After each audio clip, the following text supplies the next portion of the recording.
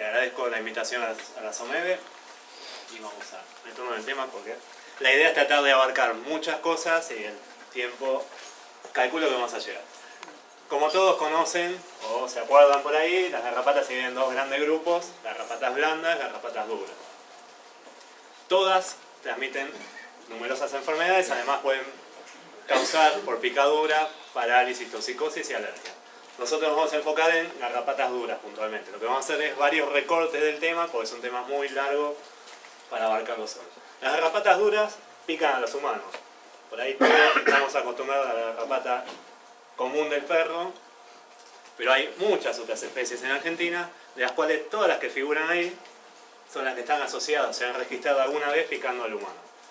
De estas algunas, ya vamos a ver después, están más frecuente asociada a transmisión de enfermedades que otras.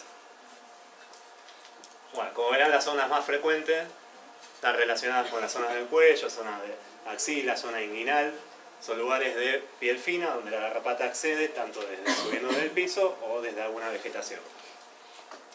De paso, ya que estamos, la forma de extracción de una garrapata que uno encuentra adherida a su cuerpo es tomándola con una pinza bien cerca de la cabeza para poder extraer todo el aparato suctor y no dejar ninguna parte dentro, lo cual produce una ración. Y lo otro importante es no tirarla a la basura, que es lo típico que uno hace, que se la saca y la tira como algo anecdótico. Bueno, tratar de guardarlo, tratar de derivarlo a alguna persona, en este caso pueden derivar al Instituto Pasteur, para que la identifiquemos y tratemos de ver si tiene alguna patología asociada. Es muy importante el registro de garrapatas que están picando a los humanos, porque con eso nos vamos a saber el riesgo potencial de transmisión de enfermedades. Bueno, dentro de todas las enfermedades que pueden transmitir las garrapatas, básicamente nos vamos a enfocar en estos grupos que están ahí, que son enfermedades bacterianas. Por un lado tenemos del orden rickettsiales, vamos a trabajar con el grupo de las fiebres manchadas de la rickettsia. Vamos a hablar brevemente de Ehrlichia anaplasma, posiblemente es lo más frecuente, los que están haciendo animales de compañía, con Ehrlichia canis actualmente, que después hay una charla. Y vamos a hacer un comentario de Borrelia burgdorferi sensulato, o la enfermedad de Lyme, que es la más famosa, pero que en nuestro país no hay. Bueno, ocurrencia de casos humanos. ¿Qué hay en Argentina? Fiebre manchada, rickettsiosis. Ehrlichia es probable que ocurra en casos humanos, si bien no están diagnosticados, es algo a seguir estudiando que posiblemente salga. Anaplasma es un poco menos probable, y en el caso de Borrelia o enfermedad de Lyme es menos probable todavía. En ese orden vamos a ir de lo más probable que ocurre a lo menos probable. Tratar de explicar por qué algunas cosas sí ocurren y otras cosas es muy improbable que ocurran. A modo de resumen, no vamos a entrar en detalle, cada grupo de estas bacterias tienen una célula blanco y con lo cual la patogenia que van a producir está relacionada con el blanco. En el caso de las rickettsiosis afecta a las células endoteliales, toda la patogenicidad está asociada con la afección del endotelio. En el caso de anaplasma y Ehrlichia van a afectar distintas células granulocíticas o no granulocíticas.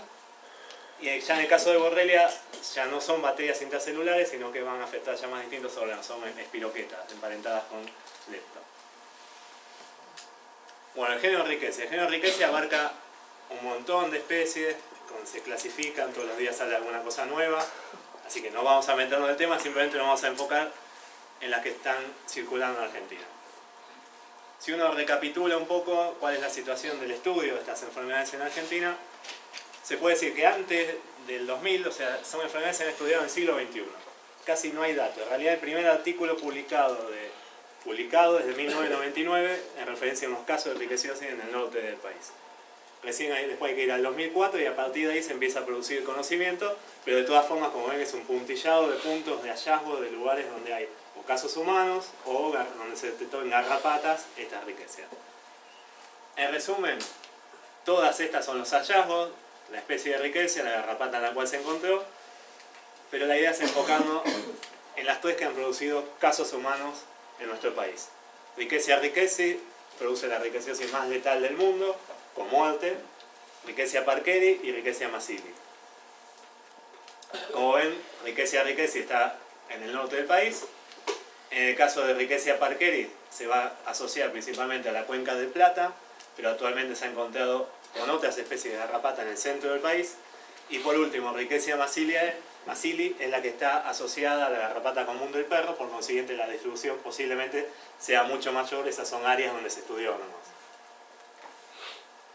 Ahora bien, por un lado, posiblemente, voy a usar mucho el término posiblemente, quizás, tal vez, porque en realidad, salvo las que son realmente letales, la mayoría están subdiagnosticadas, incluso las letales, que como ya vamos a ver después. Pasa como algo anecdótico, se confunde con otras enfermedades endémicas del país, como dengue, como leptospirosis, con lo cual, sobre todo cuando es una riqueza, generalmente termina la muerte del paciente por no llegar al diagnóstico. Es una enfermedad que se cura muy fácilmente. Con doxiciclina el paciente mejora en 2 días. Y realmente que se mueran pacientes por un mal diagnóstico es algo muy grave para la salud de nuestro país.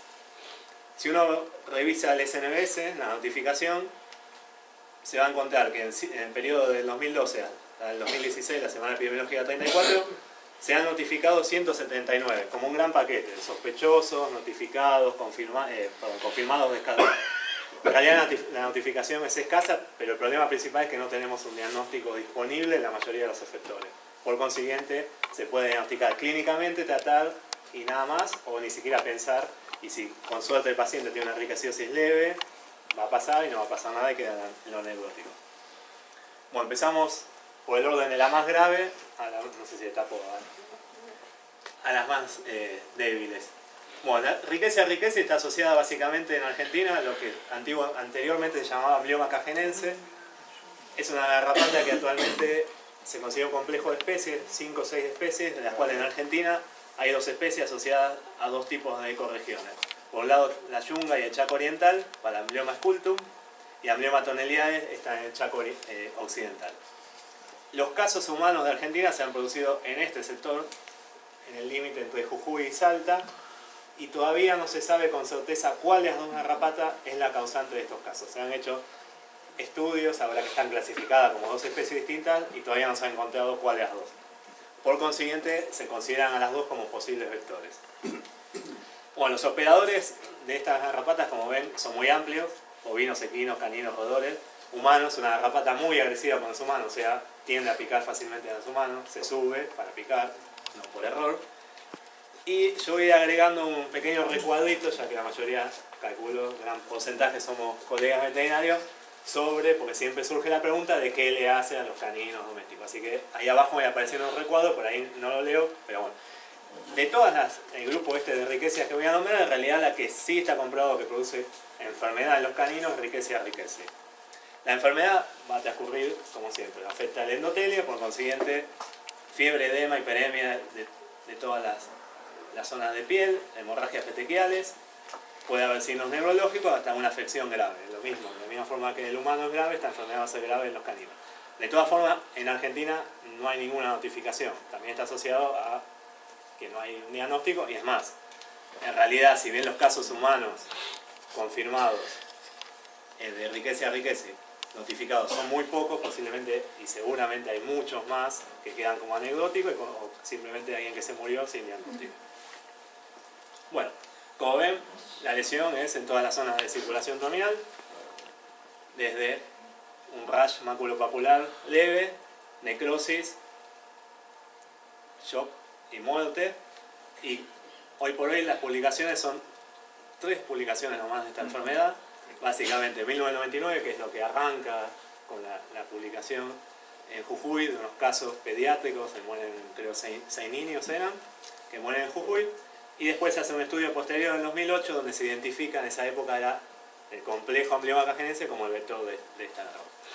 Pero no solo afecta a gente perdida y posiblemente olvidada por el sistema de salud en Jujuy, sino que posiblemente en unos últimos trabajos de Alfredo Seijo también afecta a nuestros turistas. Y bueno, esta es una turista italiana que hizo turismo rural en la zona del Parque del Rey, en Salta. La picó una garrapata, siguió viajando, llegó a Tucumán, terminó internada. Le hicieron, si ustedes leen el paper ese, es recién publicado, apareció hace poco. Si uno lee, le hicieron 1 millón de cosas, desde malaria hasta hepatitis B, y se murió, porque nunca se pensó el diagnóstico, así que terminó, se murió la paciente, aun cuando le habían dicho que había sido picada por garrapatas en una zona donde hay circulación. Bueno, ningún médico pensó en eso, porque incluso sin tener disponible el diagnóstico, un tratamiento con doxiciclina se podría haber salvado. Además... Doxiciclina. Doxiciclina. Además, un punto de interés que está en el artículo este es que si uno ingresa a la empresa que fomentaba el turismo rural en esa zona, encuentra relatos de distintos turistas, etc. Y bueno, que va a avistar animales, bla, bla, bla, y que va a encontrar, dice insectos, las garrapatas son arácnidos, que va a encontrar que también las garrapatas se van a subir, pero que no se preocupe, que simplemente sáqueselo. O sea, no alerta ni siquiera una mínima posibilidad de ese riesgo, cosa que la persona, si es picada y después tiene signos clínicos, cuando vas al médico diga, mira, me parece que tengo esto. Así que bueno. Dejamos esta, que es la más letal de todas las riqueciosis. Es una riqueciosis endémica de América, o sea, de Estados Unidos hasta Argentina.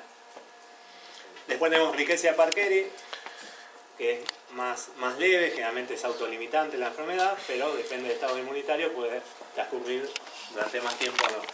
Es posiblemente la que produce más casos en lo que es Sudamérica y está asociada a dos vectores. Originalmente y tradicionalmente el vector Amblyomma triste, como ven, son parecidas, pero son distintas. Son parecidas a las garrapatas, ¿por qué? Porque son todas forman un mismo grupo filogenético, están emparentadas, pero tienen un ciclo ecológico completamente distinto. En el caso de Amblyomma triste está asociada a todos los humedales de la cuenca de Plata. Desde el norte del país, de la zona de los esteros Liberá, hasta la bahía de San Boromón. Y es una garrapata que se ha adaptado a muchos hospedadores. El ejemplo más típico es en la zona del delta del Paraná, donde originalmente en alguna época había ciervos de los pantanos, animales silvestres, y ha sido reemplazado justamente porque, dado que la soja desplazó a la ganadería al delta, por ganado bovino. Bueno, esta garrapata se adaptó perfectamente, hay una elevada infestación y son zonas con mucha presencia de garrapata y donde han ocurrido casos humanos. Toda la zona relacionada con la cuenca de Plata, Chaco, Entre Ríos, Buenos Aires. Recientemente se encontró también otra garrapata, Amblyomma tigrinum. Por ahí es una garrapata asociada muy fuertemente con caninos domésticos, sobre todo en zonas suburbanas, rurales. En realidad, si alguno no está en Ciudad de Buenos Aires, posiblemente haya visto en la zona, sobre todo del centro del país, Córdoba. Es un lugar donde hay mucho, pero la distribución es muy amplia. Esta garrapata, por consiguiente, si bien no es frecuente que pique al humano, al estar tan distribuida y tener una alta infestación en los perros, posiblemente puedan ocurrir más casos y haya más casos de los que están notificados. Bueno, la zona típica donde esta garrapata va a afectar es en las piernas. Está en la vegetación, uno pasa, la garrapata empieza a subirse. Amblyomma triste es muy frecuente y muy agresiva con el humano, así que frecuentemente intenta picar. Y la característica de esta riqueciosis de la que sigue es que produce una escara, una mancha negra, una escara en el sitio donde la garrapata estuvo picando. Alrededor de este sitio va a haber replicación de las riquecias y lo que va a producir son el rash maculopapular, como siempre. Los signos inespecíficos, en este caso es autolimitante, depende mucho del estado inmunológico del paciente. Esta enfermedad ha sido un poco más estudiada, se arrancó nuevamente con Alfredo Seijo describiendo distintos casos humanos en la zona del delta del Paraná. Después se estudió cuál era el vector y exactamente el mismo panorama. Siempre se va adelante, ocurren casos humanos, se va a hacer el estudio epidemiológico para tratar de identificar cuál es el vector y cuál es el riesgo, ¿no? Va a depender siempre de la garrapata, cuán proclive sea de picar al humano, porque nosotros podemos tener el patógeno más grave del mundo en una garrapata que no pica al humano y no va a pasar nada. Y recientemente, esto se presentó a 15 días en un congreso en La Plata, el último caso de esta riqueciosis fue producida en un paciente de Ensenada. O sea, está todo distribuido. Bueno, como comentario, Amblyomma triste, a diferencia de la otra, Amblyomma cajeense está en el norte, Amblyomma triste tenemos acá en la reserva ecológica, no hace falta ir muy lejos.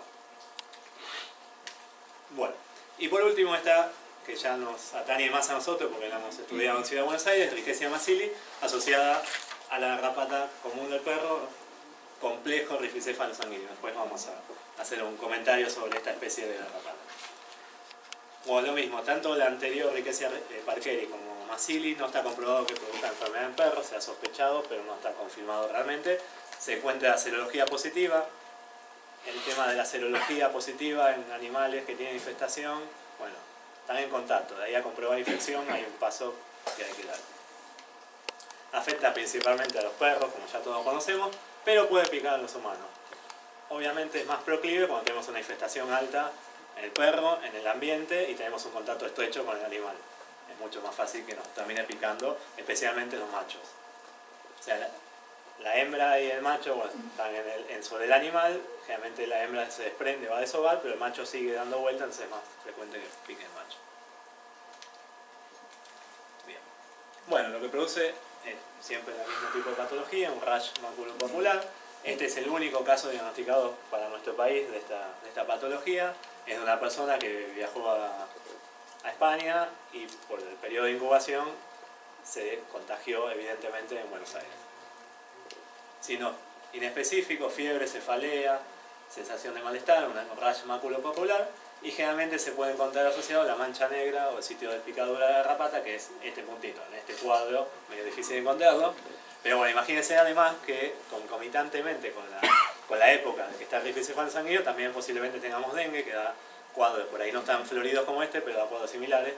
Por consiguiente, la confusión del diagnóstico etiológico es bastante complicado, ¿no? Todo lo que es Sudamérica con la presencia de dengue se hace complicado. Y este caso, este grupo de Rickettsia, lo que también va a afectar es a nivel de retina, de circulación, va a producir una corioretinitis. Generalmente no quedan secuelas, pero pueden quedar algunas secuelas, sobre todo en ese tema. Bueno, este caso está más relacionado con lo que uno viene haciendo y lo hemos estudiado más. En general lo que hemos encontrado es que en cada lugar donde había ricocefalo sanguíneo, sobre todo en la zona más templada de Argentina, está asociado con esta garrapata, ¿no? Con esta Rickettsia. En el caso de Rickettsia macili, en realidad acá en Buenos Aires fue la primera vez que se encontró para América. Es una Rickettsia encontrada en Europa, lo cual indica obviamente que las garrapatas ricocefalo sanguíneos llegaron de Europa y venían infectadas con cosas. La misma situación pasa en Estados Unidos. Y después lo último que hicimos fue un estudio serológico en humanos para ver la circulación de rickettsiosis y se encontró casi un 30%. Esto no indica infección, volvemos con lo mismo, indica contacto con esta Rickettsia. Hay que considerar también las reacciones cruzadas entre los grupos de género. O sea, por eso el título dice Rickettsia SP. ¿Por qué? Porque en Buenos Aires, además de Rickettsia macili, que produce patología, también está circulando Rickettsia felis en pulgas, en la cefalides felis, en algunos lados asociada a enfermedad humana, discutible, y quizás esté circulando Rickettsia typhi, si bien no está muy estudiado, que está asociado a pulgas de la rata. Así que es para seguir. Bueno, rápidamente. ¿Sí? La que dijiste Rickettsia felis, ¿se puede transmitir por la materia fecal de la pulga? Por la picadura de la pulga.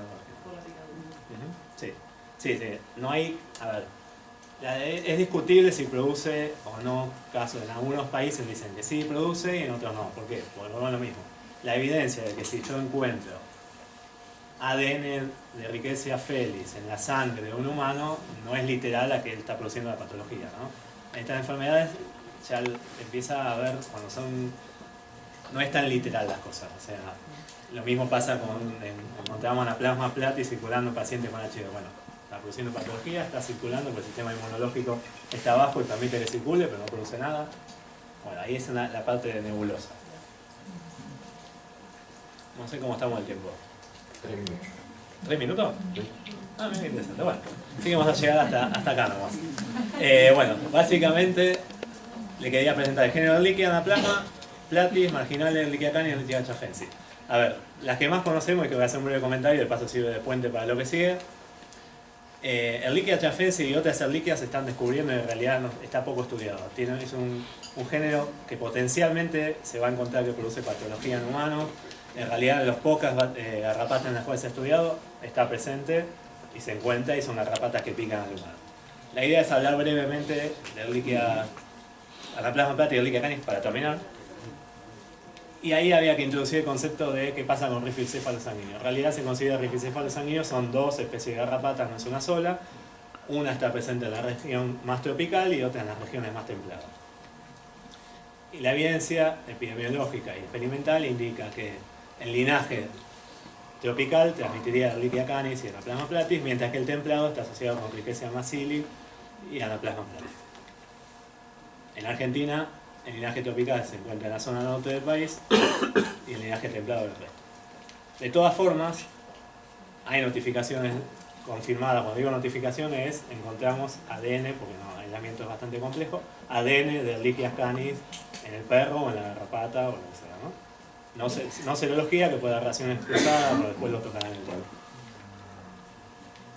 Entonces queda la duda, digamos, ¿cómo tenemos perros positivos en un lugar donde no está la garrapata? Bueno, eso para que estudien a futuro, no tengo la respuesta de eso.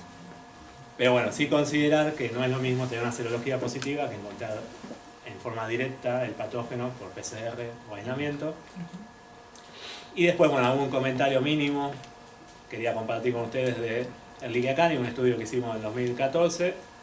Se encontró que el 13% de los perros eran positivos a Ehrlichia anaplasma, de los cuales el 6,7% positivo a Ehrlichia canis y Anaplasma platis 7,2%. Si observamos el gráfico, yo sé que ahora estamos en la ola de Ehrlichia canis, porque recibimos las muestras y estamos en la ola. En realidad el porcentaje, ¿no? Nuestra PCR la hacemos para género, Ehrlichia anaplasma, el porcentaje se ha mantenido de positivos y lo que tiene es una distribución obviamente estacional, ¿no? Está asociada a un vector. Para que haya Ehrlichia canis tiene que estar el vector, si no está agarrado. Si estamos en pleno invierno y es más difícil, yo le pondría un poco más de ficha a alguna otra patología, pero de todas formas hay un porcentaje bajo, pero bueno, es bien cíclico, ¿no? Abundancia del vector, está lleno de garrapata. Y por último, para terminar, bueno, ¿son agentes zoonóticos o no? Bueno, hay 4 publicaciones más o menos importantes que encuentran básicamente, en realidad por PCR, detectan que hay ADN de Anaplasma platis. Ahí ya que esté produciendo una patología, bueno, un veterinario que fue por distintas partes, con síndrome febril, de origen desconocido, y le encontraron varias cosas. Y lo mismo, en Venezuela de hace rato están encontrando en pacientes con HIV inclusiones compatibles con Anaplasma platis en las plaquetas, producen patología, ¿no? Nebulosa. Lo mismo con Ehrlichia canis. En Venezuela lo mismo, se encuentran signos clínicos, pero hay que ver si son causados por Ehrlichia canis, y en Costa Rica exactamente lo mismo. Y ya estamos, ¿no? Esto se dejo para la próxima.